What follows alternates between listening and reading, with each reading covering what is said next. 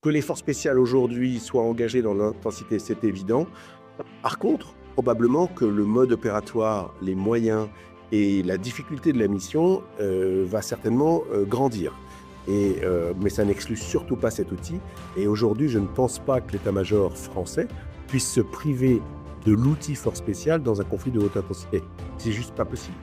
Maintenant, ça va probablement prendre une autre forme. Bienvenue dans Défense Zone, le podcast qui traite des questions de défense et de sécurité. Cette semaine, nous avons rendez-vous de nouveau avec Benoît de Saint-Cernin, directeur du Cercle de l'Arbalète et du salon du SOFINS, le salon professionnel des forces spéciales. Avec lui, nous allons parler des nouveaux défis qui attendent des unités d'élite et comment les industriels français et européens peuvent se positionner dès aujourd'hui. D'ailleurs, si cette thématique vous intéresse, nous vous conseillons la lecture de notre tout dernier livre publié aux éditions Défense Zone sur la thématique des forces spéciales. Le lien est en description de cet épisode. Et puis n'oubliez pas de vous abonner au podcast ainsi qu'au magazine pour soutenir notre travail en vous rendant sur le site défense-zone.com. Nous vous souhaitons une bonne écoute. Bonjour Benoît, est-ce que vous pouvez vous présenter rapidement, nous expliquer un peu ce que vous faites, quels sont vos rôles aujourd'hui du salon de SOFINS? Donc, je suis Benoît de Saint-Cernin, donc je suis le président du Cercle de l'Arbalète. Et donc, à ce titre-là, l'organisateur du salon SOFINS, donc, qui est un salon d'innovation destiné, dans un premier temps, aux forces spéciales. Et ça s'est élargi un peu aux unités spéciales, le GIGN, le RAID, la BRI, pour les unités françaises. Et l'État français, donc aussi bien l'état-major des armées que la partie politique, invite des pays. Et donc, le SOFINS est aujourd'hui un rendez-vous des forces spéciales internationales. Et cette année, l'État français a invité 72 pays. Et à la minute où je vous parle, on ne sait pas encore combien répondre, mais je crois qu'il n'y a quasiment pas de réponse négative. Donc, je pense qu'on devrait avoir un gros 60-65 pays qui vont venir au SOFINS. Alors, ça s'explique évidemment par le contexte mondial, hein. Je pense que la guerre en Ukraine fait quand même peur à beaucoup de gens, principalement en Europe du centre, parce que voilà, la puissance russe se montre aujourd'hui. Chaque pays a des composants de force spéciale. Donc, c'est les composants finalement les plus simples à équiper parce que des petits volumes. C'est le cas en France. En France, c'est à peu près 4000 personnes. Quand l'armée de terre en France, c'est 120 000, les forces spéciales, c'est que 4000. Et c'est les forces spéciales terre-air-mer qui font 4000. Donc, visiblement, c'est à peu près les mêmes schémas et l'organisation dans les autres pays. Donc, c'est des unités assez faciles à équiper en termes budgétaires et en termes de volume. Donc, effectivement, le SOFINS rencontre un succès. Pour cette raison-là, c'est que ces gens-là ont des budgets pour s'équiper. Ces gens-là, étrangers, veulent le même matériel que les Français. Donc là, il y a une vraie expertise française et expertise de nos industriels, hein. Je ne parle pas de l'expertise militaire de nos forces, je parle vraiment de l'équipement de nos militaires. Et donc, tout ça conduit à une forte demande. Et puis le deuxième paramètre, c'est que le SOFINS n'est pas ouvert au public. Donc, c'est vraiment un salon professionnel. Il n'y a pas ce qu'on appelle dans les salons papa, maman et la poussette. Nous, ce n'est pas possible. Il n'y a que des gens qui ont une raison d'être là, que ce soit côté militaire ou que ce soit côté civil. Donc, ces deux paramètres font que les forces étrangères comme françaises viennent au SOFINS parce qu'on va avoir un vrai moment de travail. Super. Les forces spéciales sont françaises, vous l'avez dit, ont une vraie expertise parce qu'il y a eu pas mal de conflits dans lesquels elles sont engagées depuis ces dernières années. Le retour vers la guerre de haute intensité qui a été annoncé euh, par le SEMA à l'époque et qui se confirme, qui tend à se confirmer. Alors, on avait l'impression que les forces spéciales n'y trouveraient pas forcément un rôle très présent parce qu'on parlait plus de moyens conventionnels, les moyens plus lourds. Qu'est-ce que vous remarquez dans cette configuration? Est-ce qu'au contraire, les forces spéciales vont être encore sous la lumière des projecteurs, pour le coup? Alors, je pense que oui, tout à fait, parce que dans une guerre, vous avez la partie dite conventionnelle et puis vous avez ces parties un peu périphériques que sont les opérations spéciales. Je pense qu'entre l'Ukraine et la Russie, il y a des opérations spéciales dont nous, peut-être qu'en public, nous n'avons pas connaissance. Et il est difficile d'imaginer aujourd'hui un conflit sans cet outil que sont les forces spéciales. Donc, la guerre de haute intensité, en fait, ça veut dire quoi? C'est en fait une guerre de gens qui sont à peu près aussi forts de chaque côté. C'est ça le principe de la haute intensité. C'est qu'en ils sont presque aussi forts. Donc, les forces spéciales françaises vont demain être confrontées, si elles sont engagées dans ce type de conflit, à des forces presque aussi fortes qu'elles, donc des forces qui ont aussi de la chasse, qui ont aussi des satellites, qui ont aussi des drones, qui ont aussi des JVN, etc. Enfin, je déroule. Et donc, l'opération est moins facile, probablement plus compliquée à monter, plus dangereuse que ce qui s'était passé dans les années précédentes, où c'était un peu plus asymétrique, où on était clairement plus équipés que ceux que nous allions traiter. Donc, que les forces spéciales aujourd'hui soient engagées dans l'intensité, c'est évident. Par contre, probablement que le mode opératoire, les moyens et la difficulté de la mission va certainement grandir. Mais ça n'exclut surtout pas cet outil. Et aujourd'hui, je ne pense pas que l'état-major français puisse se priver de l'outil force spéciale dans un conflit de haute intensité. C'est juste pas possible. Maintenant, ça va probablement prendre une autre forme. Quelle est la place de la BITD, de la base industrielle et technologique de défense, française dans tout ça? Qu'est-ce que vous voyez, vous, en tant que patron au Cercle de l'Arbalète et du coup qui représente certaines de ces entreprises-là?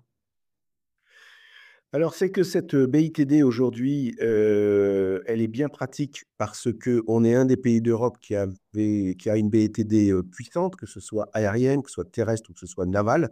Donc, dans ces trois composantes-là, la France a des équipementiers. Donc, c'est une chance. Là où il y a en ce moment une vraie prise de conscience, c'est qu'il y a une étude qui a été annoncée par Bruxelles qui explique bien que 80% de l'équipement des armées européennes est acheté à l'extérieur de l'Europe. Donc, si on le reformule, ça veut dire que 80% de nos impôts qui vont dans les armées européennes, je ne parle pas françaises, européennes, part à l'étranger. Bon. Quand vous avez le président Trump qui nous dit qu'il faut augmenter de 2% à 3%, à 4%, à 5% de PIB dans la défense, chaque pourcent supplémentaire, d'une certaine manière, il en récupère 80%. En grande partie, c'est aux États-Unis que les armées européennes vont s'équiper. Donc, il y a une réflexion à laquelle le Cercle, pour le coup, participe très activement, de trouver un moyen au sein de l'Europe pour que nos équipementiers européens soient la source d'approvisionnement des forces spéciales européennes. Et nous travaillons, nous, le Cercle, sur ce sujet-là, parce qu'il existe en Europe des équipements qui pourraient convenir aux forces spéciales européennes. La France va être un gros fournisseur parce que nous avons la chance d'avoir cette BITD. Donc, notre BITD a, à mon avis, un avenir plutôt radieux, puisque cette volonté d'autonomie en équipement de l'Europe et des forces spéciales européennes, je ne parle que forces spéciales, va probablement bénéficier un peu à notre BITD, puisqu'on peut répondre.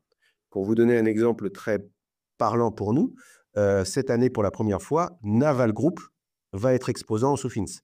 Il ne l'avait encore jamais été. Or, Naval Group, pour l'instant, ça fait quand même des très, très gros outils, des porte-avions, des PHA, etc., des sous-marins.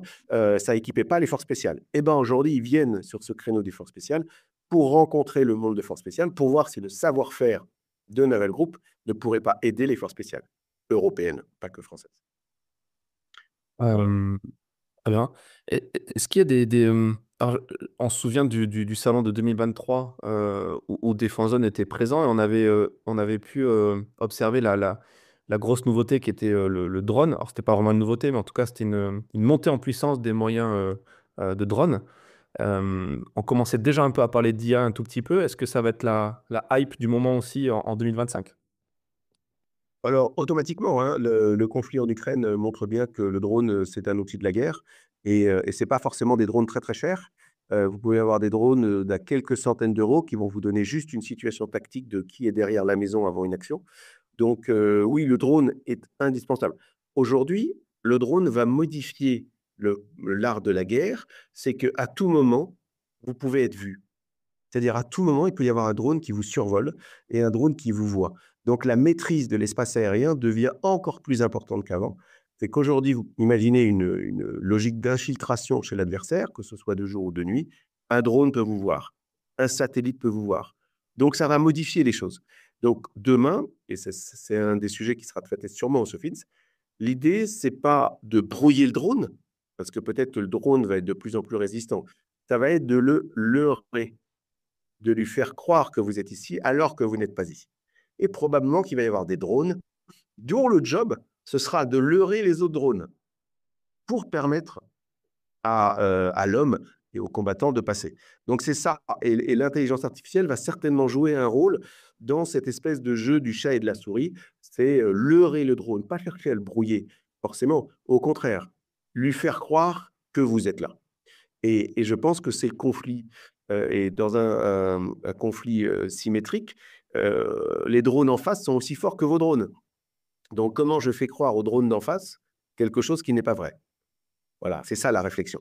C'est ça l'enjeu.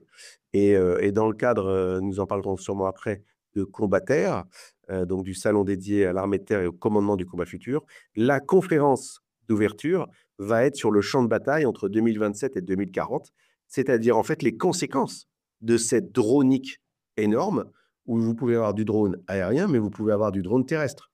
Imaginez des véhicules entièrement dronisés, pardon, qui rentrent dans un village, c'est pas tout à fait la même guerre.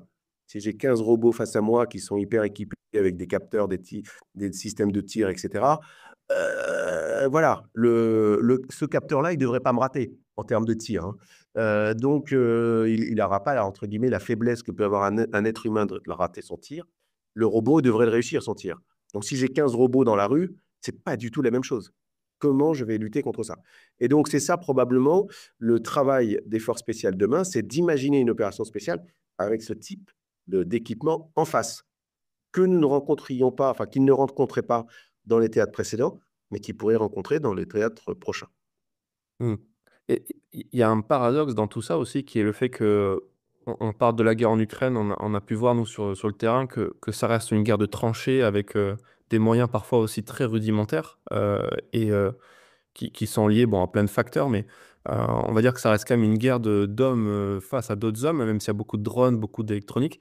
Hem, Est-ce qu'il y a pas un paradoxe justement dans tout ça? Est-ce que et notamment les forces spéciales, parce que les forces spéciales sont réputées pour être aussi l'élite parmi l'élite, la crème de la crème en tant qu'humains qui sont capables de réfléchir et qui ont des capacités physiques et mentales, au-delà de la norme. C'est quoi la place de l'humain justement dans cet avenir, que vous voyez? Bah, de toute façon, aujourd'hui, imaginer une guerre simplement de drone à drone, pour l'instant, on n'y est pas. Est-ce que ce sera le cas en 2040? Peut-être. Pour l'instant, on n'y est pas. Donc, de toute façon, c'est ce que dit sans cesse l'armée de terre, hein, ça se termine sur le sol et face à face. La guerre en Ukraine le démontre. La tranchée aujourd'hui n'est plus un outil qui vous protège, puisque le drone vous voit très bien et malheureusement, vous devenez prisonnier de votre tranchée. Donc, voilà, comment vous allez devoir repenser la guerre parce que l'homme sera engagé. Alors, grâce au drone, on peut peut-être engager l'homme plus tardivement. Je prends un exemple, vous allez envoyer des drones qui vont entrer dans un village. La fonction de ces drones-là, c'est peut-être de voir que le sol n'est pas piégé, qu'il n'y a pas de tireurs embusqués aux fenêtres. C'est le drone qui va nous donner cette information. Mais quand on l'aura, c'est probablement encore des hommes qui vont rentrer et qui peuvent se retrouver face à d'autres hommes. Donc, voilà, la place du combattant, elle reste d'une certaine manière la même. Il est juste entouré d'objets beaucoup plus dangereux qu'on en avait avant. Et surtout, l'homme a beaucoup de mal à se cacher. Beaucoup de mal à se cacher. Et donc, les opérations dites de furtivité, éventuellement même clandestines, compliquées. Compliquées avec des satellites qui vous regardent en permanence. Donc, comment je vais leurrer ce drone, moi, être humain, qui suis chaud, donc qui représente une bulle de chaleur, donc ça se voit la nuit, donc comment je vais, voilà. Je pense que c'est tous ces sujets-là qui sont les sujets fondamentaux de demain pour les opérations spéciales. C'est pas forcément l'armement, c'est le leurrage. OK. Très intéressant. C'est vrai qu'on n'entend pas beaucoup parler. On le voit un peu sur certains salons, je pense à Rosatori où il y avait des modèles de faux, chars, gonflables, qui étaient exposés et on le voit aussi en Ukraine. Il y a pas mal de moments où les unités utilisent des faux canons, enfin des bouts de bois pour faire des canons pour justement leurrer les satellites et les drones. Et c'est vrai qu'on n'entend pas trop parler et c'est peut-être quelque chose qui va revenir en force, ouais. Mmh. Mais ça, pour moi, c'est un leurrage de très, très courte durée. Demain, votre drone, on va l'équiper d'un petit appareil qui envoie une onde. Si l'onde, elle rebondit pas sur la forme qui ressemble à un char, c'est que c'est un truc gonflable et je passe à autre chose. Mmh. Donc, je pense que ça, c'est un leurrage de très courte durée. Voilà. À mon avis, ça va pas marcher très longtemps. Et alors, le fait d'avoir organisé cette année la nouveauté du combattaire, c'est-à-dire un autre salon, à la suite du SOFINS, mais qui est pas dédié aux forces spéciales cette fois, mais à l'armée de terre, et du coup à cette autre dimension qui revient à la question de la haute intensité. Pourquoi avoir fait ce choix et c'est quoi l'idée derrière ça? Mmh. Alors, c'est très simple. En fait, on monte, comme vous le connaissez, très bien, Sophins au milieu de la forêt, sur le camp, de Souges et on bâtit tout. Et au bout de 3 jours, lorsque les forces spéciales et les équipementiers partaient, en fait, toutes les infrastructures étaient encore toutes neuves et donc ça pouvait vivre 1 ou 2 jours de plus. Donc je suis allé voir le chef d'état-major de l'armée de terre et je lui ai dit: «Au moment où vous réformez votre armée, vous la réorganisez, je vous propose d'utiliser les infrastructures du Sophins pour faire un séminaire dédié à l'armée de terre. Séminaire que nous avons donc créé qui s'appelle Combaterre, donc le mot combat et le mot terre collés. Et donc, les équipementiers qui étaient là pour le Sophins depuis 3 jours, on leur propose de rester pour Combaterre. Et à Combaterre, notre alter ego, l'équivalent du COS, si vous voulez, pour le Sophins, c'est le commandement du combat futur. C'est-à-dire toute la réflexion de l'armée de terre sur l'avenir, aussi bien de la doctrine d'engagement que les équipements. Et donc, le CCF, donc Commandement du combat futur, c'est mon partenaire pour Combaterre. Et là où le chef d'état-major de l'armée de terre et le général Barat, patron du Combaterre, du CCF, ont bien fonctionné, c'est que vous allez avoir entre 1200 et 1500 militaires de l'armée de terre qui vont ratisser le salon pour voir les innovations présentées. Et parallèlement à ça, les 46 généraux qui dépendent directement du chef d'état-major de l'armée de terre vont avoir un séminaire de travail avec leur chef. Donc le CEMAT réunit tous ces généraux à Combaterre, va travailler avec eux, et entre 2 séances de travail des généraux, ils vont venir sur le salon où leur colonel et tout leur état-major sont présents depuis le début. Et donc l'idée, c'est vraiment d'utiliser les infrastructures du SOFINS pour aider l'armée de terre dans cette espèce d'opération de communication interne autour du CCF et de l'avenir. Et là où c'est très intéressant, c'est que le CCF a accepté d'ouvrir Combaterre par une conférence sur le champ de bataille entre 2027 et 2040, c'est-à-dire la manière avec laquelle l'armée de terre entrevoit la suite en s'appuyant sur le rétexte de l'Ukraine. Et donc, l'armée de terre va dire, voilà ce que moi je vois arriver, voilà les théâtres sur lesquels je risque d'être engagé. Ils ne sont pas que des théâtres au sens champ de bataille. Ça peut être le champ immatériel, ça peut être la guerre d'information, ça peut être toutes ces choses-là. Je devais être engagé là-dessus. Et donc, ils vont expliquer aux industriels présents et à une grande partie des fameux 1500 militaires, voilà ce que nous, CCF, nous envisageons pour l'avenir. Et donc, pour un industriel, ce sera un moment génial d'écouter ça pour se dire, mais est-ce que moi, ce que je suis en train de préparer comme équipement, ça va répondre aux besoins de l'armée de terre en 2030? Je vais prendre un exemple un peu caricatural, mais on peut l'imaginer. Peut-être, parce que ce n'est pas sûr, hein, que le CCF va dire, demain, je ne veux plus de véhicules avec un chauffeur. Ce n'est pas la peine de me faire un poste de pilotage avec un volant devant. Je veux que mon pilote il soit derrière, à 5 km, qu'il puisse parfaitement piloter, on va dire l'équivalent de son VAB, hein, mais sans être dedans. Comme ça, si jamais il roule sur un truc qui pète ou autre, ou qu'on lui tire dessus, c'est pas grave. Imaginez que, alors encore une fois, hein, c'est juste une supputation, hein, c'est un exemple, que le CCF dise je ne veux plus de chauffeurs dans mes véhicules à horizon 2030-2032. Bah, je pense que c'est important pour KNDS, pour Scania, d'entendre ces choses-là pour se dire, bon, alors on va repenser notre poste de pilotage. Peut-être que demain, ces véhicules doivent transporter uniquement les militaires combattants quand on est certain que l'endroit où on emmène les militaires n'est pas dangereux, par des tireurs, par des mines enterrées, par un char posé, etc., etc. Donc tout ce renseignement amont va être donné par du drone, et ensuite j'engage mes gens. Mais c'est peut-être pas la peine d'avoir un chauffeur. Le chauffeur, il peut être dans une cabine derrière. Pourquoi je vous donne cette idée? C'est que j'étais au CES de Las Vegas et on y va chaque année dans le cadre du Cercle de l'Arbalète. Et à un moment, je rentre chez Valeo, exposant là-bas, et je vois un gars qui était dans une sorte de cockpit automobile en train de conduire. Bon, je ne comprenais pas très bien, donc je vais lui demander qu'est-ce qu'il est en train de faire. Il dit, ben là, je conduis une voiture. Et je lui dis, mais vous conduisez là? Il me dit, non, non, c'est la voiture qui est là-bas sur le parking. Eh ben, il y avait une voiture qui était à 300 mètres sur un parking, que le gars pilotait dans le stand et il l'a garée. Il était en train de la garer. Et là, Bah, la voiture, elle saute sur une mine là-bas, le gars, il risque rien. Et j'ai trouvé ça génial. Et je dis: «Vous pouvez faire ça sur toutes les voitures?» Il dit: «Bah oui, c'est le prototype qu'on montre aujourd'hui». Ils avaient fait ça sur une voiture allemande dont ils prenaient parfaitement le contrôle à distance, comme si le mec était dedans. Bon, bah, rien que cette innovation-là, évidemment, les armées le connaissent, évidemment, Nexter et tout ça, on sont au courant. Mais si l'armée de terre vous dit à combattaire: «Bah, moi, l'avenir, c'est qu'il y a plus de chauffeurs dans les véhicules», ah!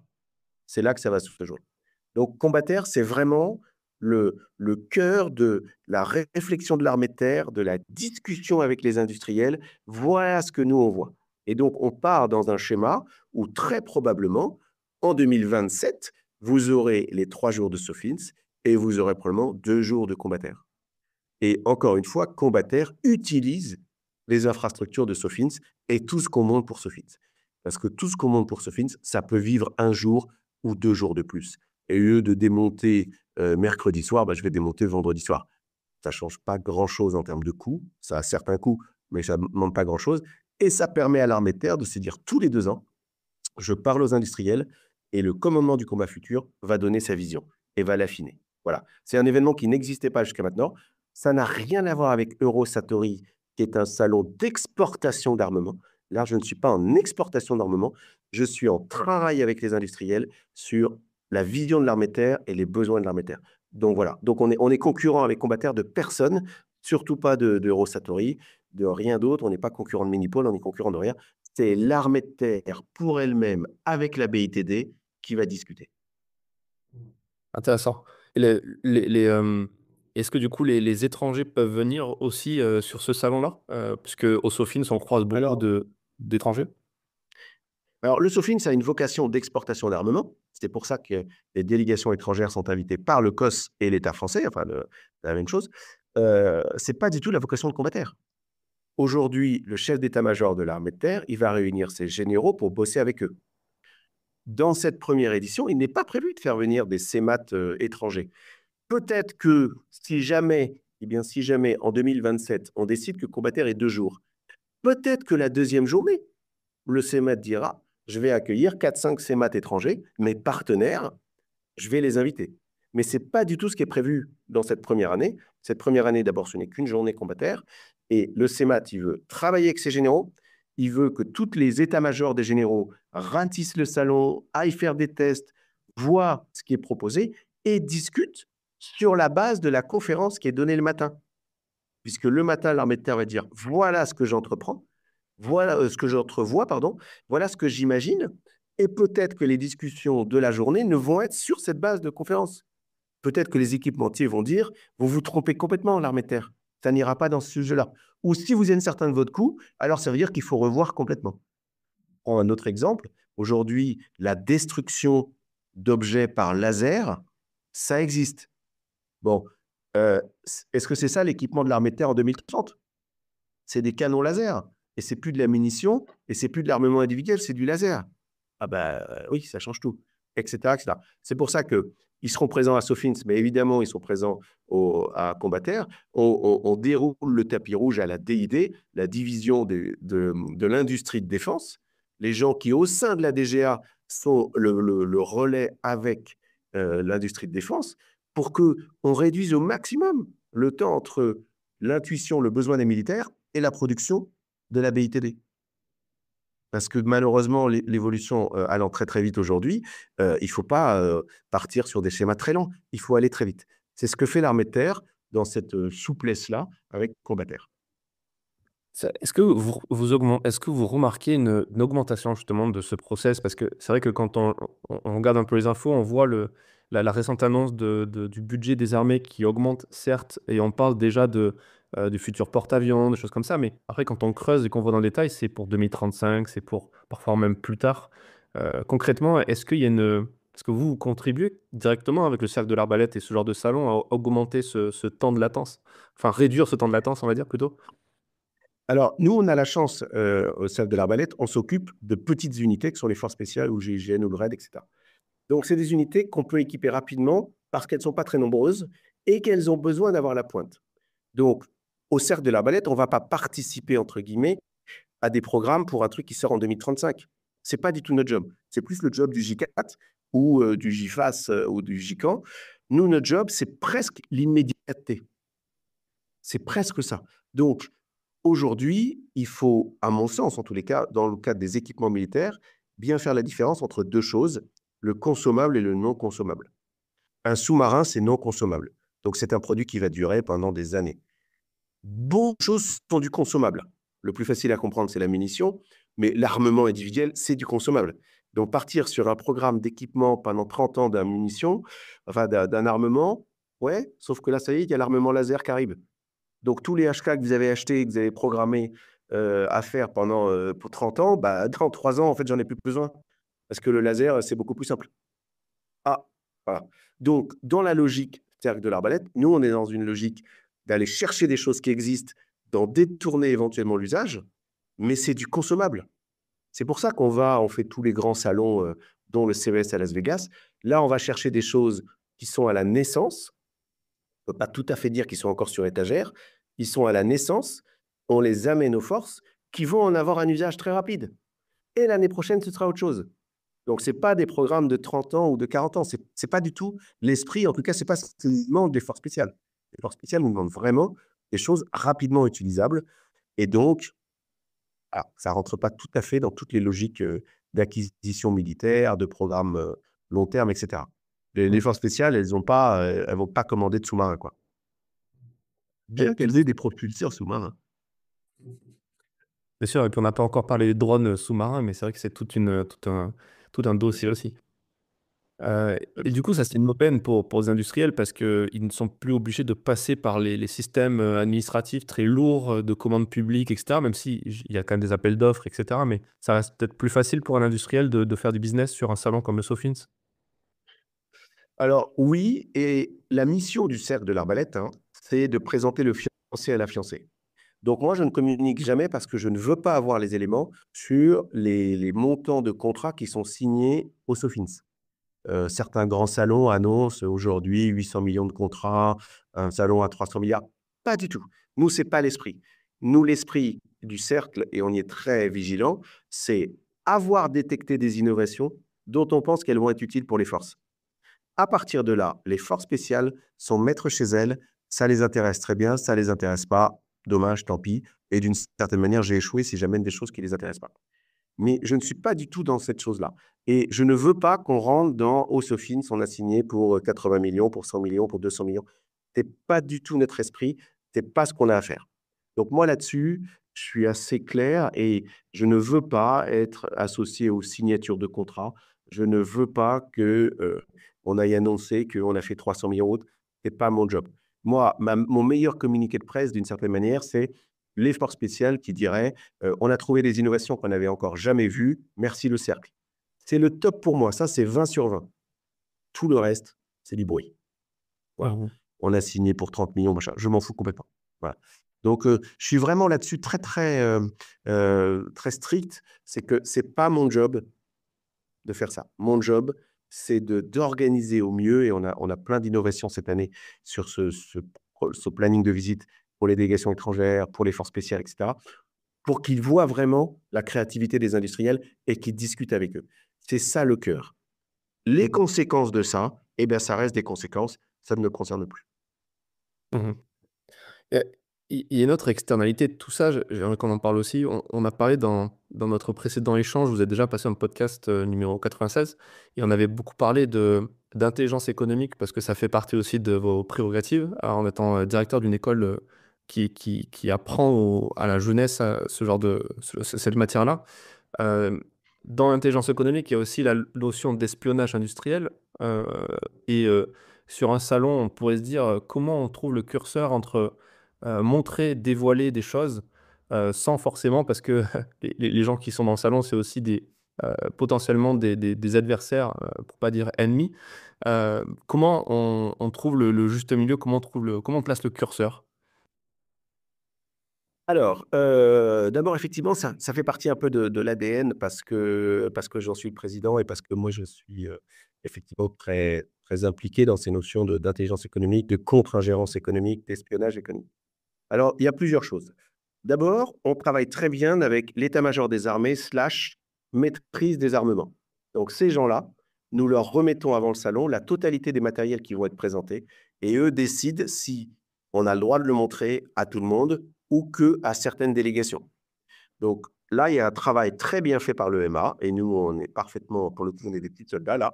On leur dit, voilà, l'exposant, il veut présenter ça, ça, ça, ça et ça. Est-ce que vous autorisez? À chaque salon, il y a des interdictions. Parfois, l'interdiction n'est que partielle. Certains pays peuvent voir, mais pas d'autres. Deuxièmement, une vraie manœuvre d'intelligence économique, il n'y a pas de catalogue au Sofins. On ne réunit pas dans un petit magazine, enfin dans un petit catalogue papier, tous les équipementiers des forces spéciales françaises. C'est une hérésie. Vous retrouvez ces catalogues sur Eurosatory, sur le budget, sur Euronaval, pas chez nous. Voilà. Ça, c'est vraiment important. Et après, les gens qui sont embauchés au salon sont des gens qui sortent donc de l'École européenne d'intelligence économique de Versailles, donc l'école que j'ai créée, que je dirige plus aujourd'hui, mais que j'ai créée, et qui ont cette vision-là de l'espionnage. Et donc, il y a un vrai travail permanent de sécurité. Et s'il y a des comportements qu'on est normalement capable de détecter, que l'on voit se produire devant, alors on contacte la DRSD qui est très présente au salon, et ceux qui prennent ça en compte. C'est arrivé une fois sur un de nos salons où il y avait une, en plus assez jolie fille, qui filmait, qui filmait, qui filmait, qui filmait. Une fois, OK, 2 fois, 3 fois, OK, hop, la fille, elle a été, approchée par les services et voilà et les services ont débouclé cette affaire, pardon. Bon, elle a été maladroite, elle s'est fait gauler, voilà, tant pis. Après, toutes les identités des gens qui viennent au Sofin sont contrôlées. Évidemment qu'il y a des gens qui travaillent sous IF. Bon, bah, voilà. Mais là, pour le coup, c'est le rôle des services, c'est pas mon rôle. Mmh. Bon, en tout cas, c'est un salon incroyable, pour avoir la chance de visiter plusieurs fois et merci d'ailleurs pour votre accueil à chaque fois pour nos équipes du Média Défense Zone. C'est très très chouette de pouvoir bosser avec vous sur ce salon-là. Hem, Est-ce que vous avez peut-être heu, des nouveautés ou des thématiques, peut-être nouvelles qui ont jamais été abordées dans au Sofins qui vont arriver cette année peut-être ou sur lesquelles vous pouvez communiquer aujourd'hui? Alors, il y a, oui, il y a encore une fois, il y a pas tellement de secrets chez nous. Heu, Bah, la vraie nouveauté, mais elle est nouvelle chez tout le monde, c'est cette notion d'intelligence artificielle et de, on va dire, de travail sur la donnée. Il y a quelques équipements, entre autres, on va dire sous-marins, enfin qui vont servir à passer sous la mer, dans la mer, qui vont être présentés, qui n'ont jamais été présentés. Donc là, il y a de la vraie nouveauté. Cette nouveauté de la présence de Naval Group, qui moi me fait très plaisir, que Naval Group sorte un peu des gros équipements et vienne vers les petits. Après, il y a un renforcement très important de la dimension parachutiste, puisque, nous avons un avion, mais là, on va multiplier, on aura enfin, il y a 2 avions, mais on ne sait pas encore si le deuxième va faire sauter. Mais il y a un renforcement de ça, parce que c'est un vrai outil, côté parachutiste et moi, je pousse, alors c'est très compliqué, paraît-il, mais je pousse pour que certains pays étrangers puissent sauter en parachute chez nous. Donc ça a l'air d'être possible, mais c'est une histoire de convention, de machin. Pas simple. Donc c'est voilà. Mais voilà, donc il y a un renforcement là-dessus. Il y a tous les stands de tir, de Souge sont tous récupérés.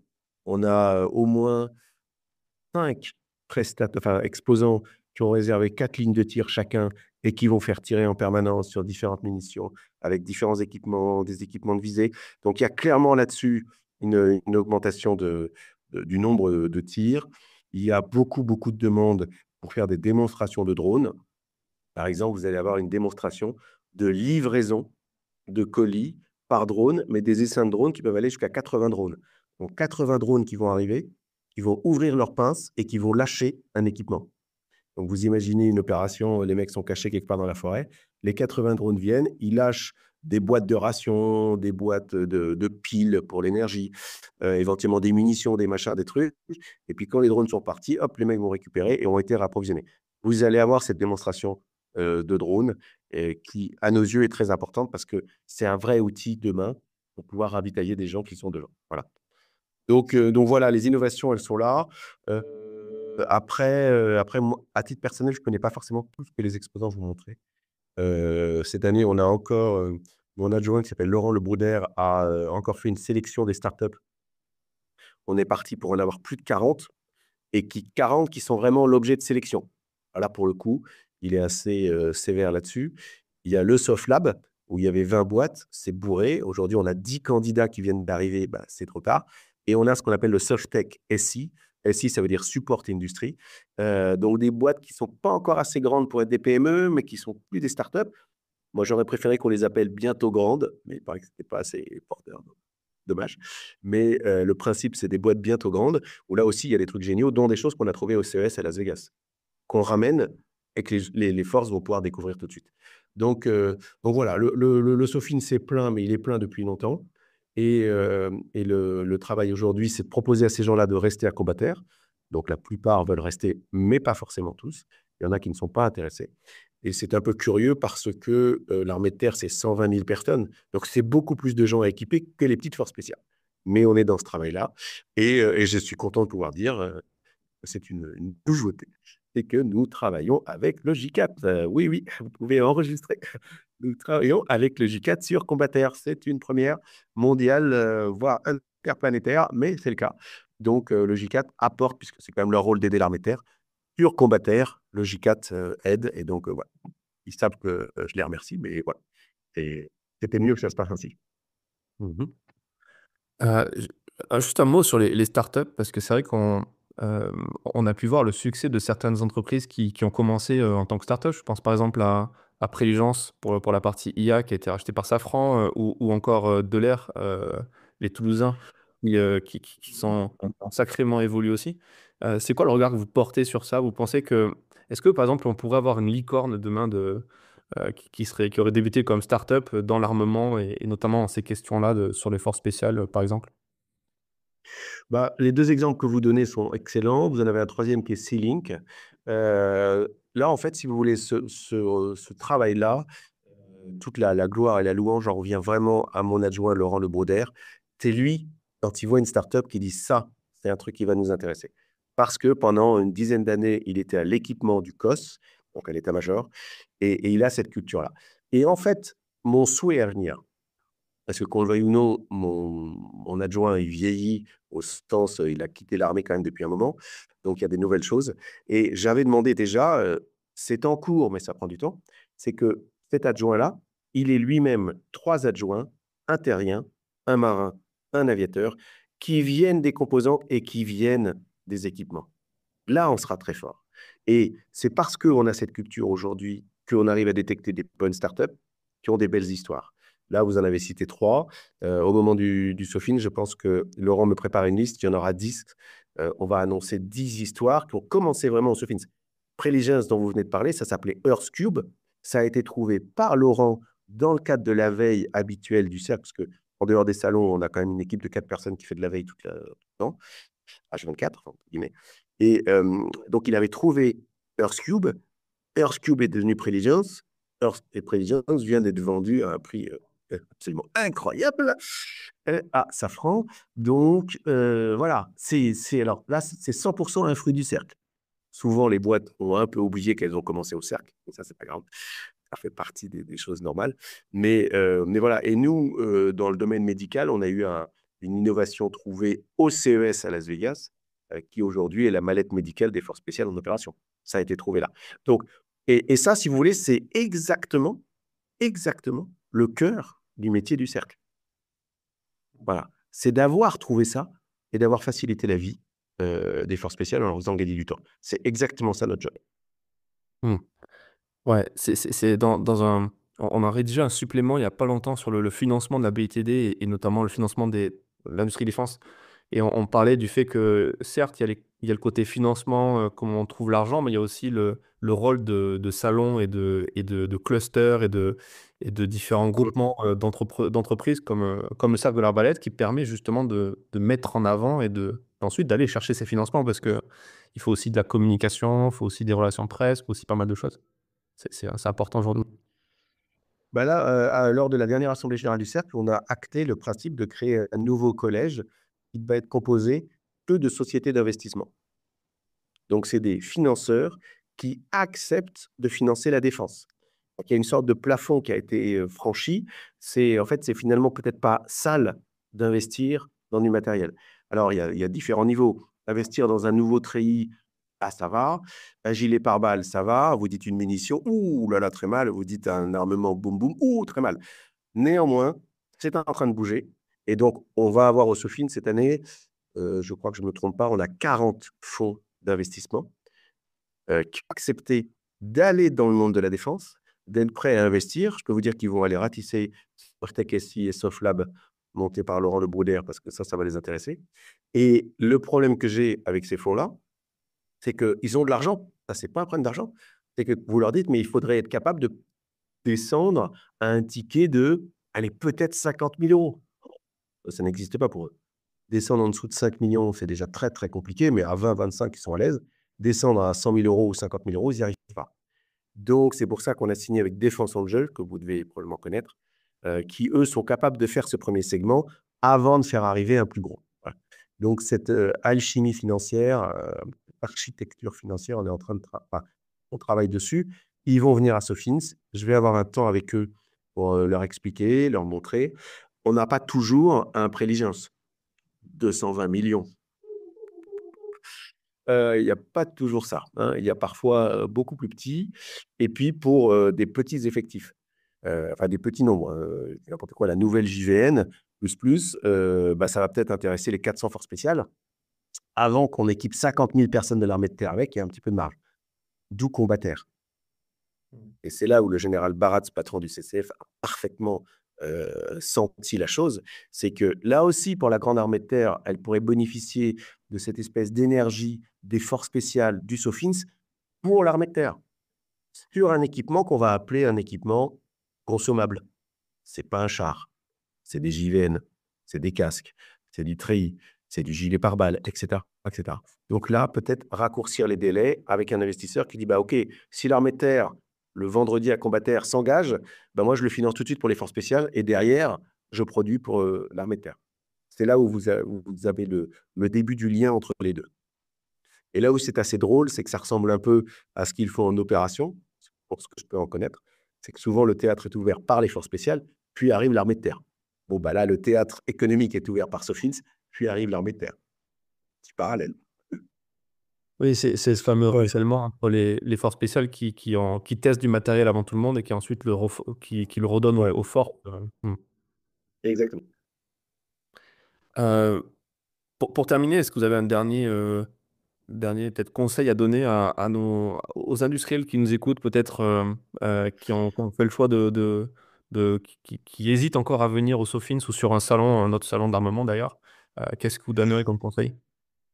Alors, le meilleur conseil, et cette année, il concernera Combattaire. Si des entreprises ont envie de se tester, de rencontrer des militaires, je le conseille sur Combattaire parce que Combattaire, vous avez de mémoire 46 composantes de l'armée de terre qui viennent. Et ils viennent toutes.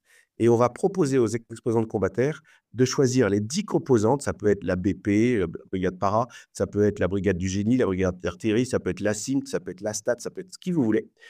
Ils vont choisir les 10 composantes qu'ils voudraient recevoir. Nous, on va collecter cette info, la donner au commandement du combat futur, qui va le transmettre à chacune des composantes. Voilà la brigade parachutiste, voilà la liste des boîtes présentes à Combattaire qui veulent vous voir. C'est un vrai moment unique pour rencontrer l'armée de terre, et je vais dire l'armée de terre pour de vrai, c'est-à-dire l'armée de terre qui est venue pour voir des industriels. Donc, vous vous mettez dans la peau d'un colonel de la brigade para, il a une liste de 30 boîtes qui ont dit « je veux vous voir », il ventile ça avec ses mecs, et ils ont vu les 30 boîtes dans la journée. Donc, mon seul appel, si on peut faire, c'est vraiment venez sur Combattaire. Il n'y a pas beaucoup de places parce que c'est les places laissées vacantes par les boîtes qui étaient au Sofins, mais il en reste quand même. Venez à Combattaire, venez vous tester sur un salon simplement sur une journée. Donc, évidemment, ce n'est pas très cher, évidemment, ce n'est pas compliqué du tout. Ils vont prendre la place de quelqu'un qui était là avant et ils vont pouvoir proposer, mais surtout, ils peuvent lister les 10 composantes qu'ils ont envie de voir. Il est là le cœur de la chose. Et puis, ils auront à ce moment-là accès à la conférence d'ouverture qui, à mon avis, sera un moment important. On a hâte, en tout cas, d'y être et d'écouter tout ça. Merci encore pour ce deuxième passage dans le podcast, Benoît. Et puis, bon salon, pluriel. Très bien. Merci d'avoir écouté cet épisode jusqu'à la fin. S'il vous a plu et que vous souhaitez soutenir notre travail, abonnez-vous au magazine en vous rendant sur le site défense-zone.com. À très vite pour un prochain épisode du podcast.